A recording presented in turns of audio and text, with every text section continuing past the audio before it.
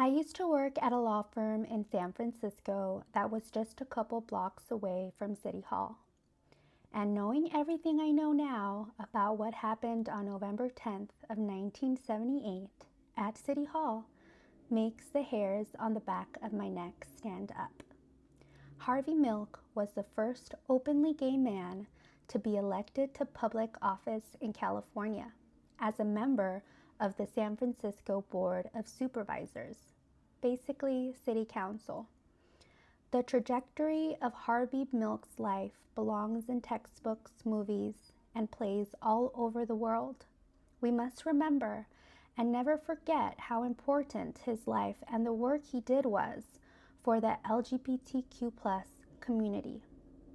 We must remember and never forget the lengths real-life cucuys will go to try and bring down people that shine so bright they start to feel like a small star in the presence of the moon. Hello chismosas y chismosos, and welcome back to Bay Area Housewife of True Crime. I'm Audrey, former paralegal, current stay-at-home mom, lifelong lover of true crime. I like to tell the stories of the real cucuys and lloronas of the world, while also honoring and amplifying the lives of those we've lost. The cases I cover are wild. Topics may be triggering. Viewer and listener discretion is advised. People mentioned are innocent until proven guilty in court. With all that being said, grab your hot Cheetos and let's get started on today's case. Harvey Bernard Milk was born on May 22, 1930 in Woodmere, New York. Harvey grew up in a Jewish Lithuanian household. Those who knew Harvey have described him as the class clown. He excelled in sports and theater. Harvey graduated from Bayshore High School in Bayshore, New York in 1947. He attended New York State College for Teachers in Albany, majoring in math, and wrote for the college newspaper. Harvey joined the Navy during the Korean War, and after his superior found out he was gay, he was discharged in 1955.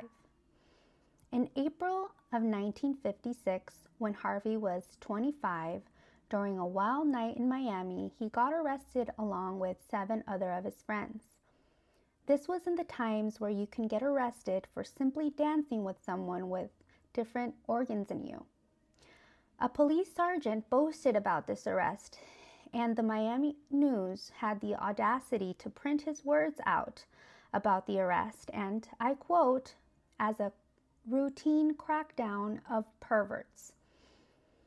Harvey landed a job as a teacher but quit after a year. Although probably one of the best teachers any kid could wish to have, he decided to leave his position in fear he would be publicly outed. And just as a reminder, the term outed means the act of disclosing someone's sexual orientation or gender identity without their consent. You see, gay sex was illegal in all 50 states. And at the time, you could not get a teaching license with this type of sexual deviancy charge on your record. In his 20s and 30s, Harvey dipped his toes in various career fields, from assisting in Broadway plays, retail, research, and finance. In 1956, he met and dated actor Joe Campbell in Queens.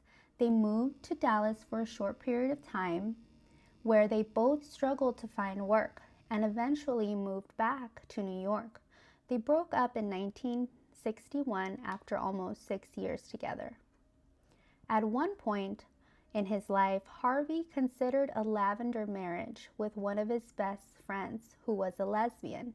A lavender marriage is a term for when a gay man and a lesbian marry each other to fit in with social norms.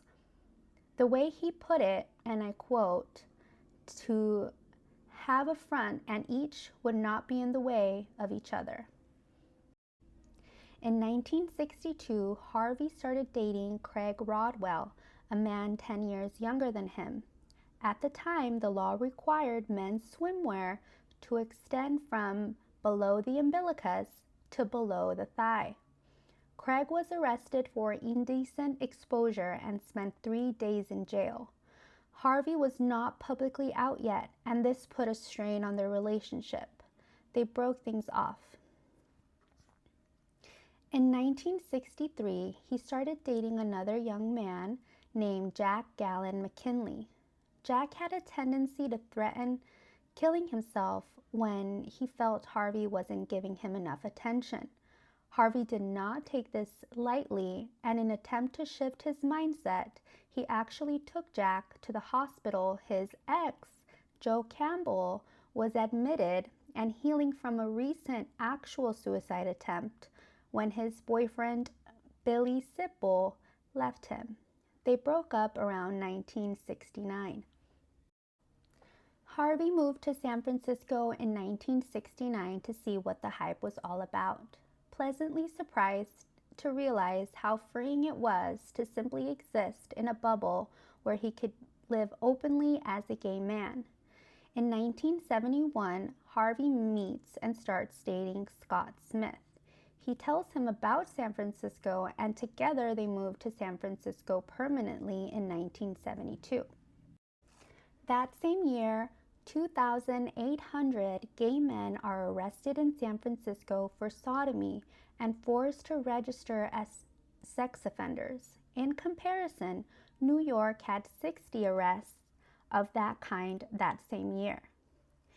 The hype previously mentioned was that after World War II, there was an influx of members of the LGBTQ+ community in San Francisco. Why? Well, as Elise Myers would say, great question, I would love to tell you. During this time, blue discharges were happening, which was a form of military discharge issued to people who were caught engaging in homosexuality activity. Port Mason was the last port in San Francisco before the war in the Pacific Ocean ended. 100,000 members of the LGBTQ+ community moved to the city between 1972 and 1977. Harvey quickly learned that the LGBTQ+ community needed an advocate, and in 1973, he ran to be part of the Board of Supervisors, unfavorably losing his campaign and 2 more after that.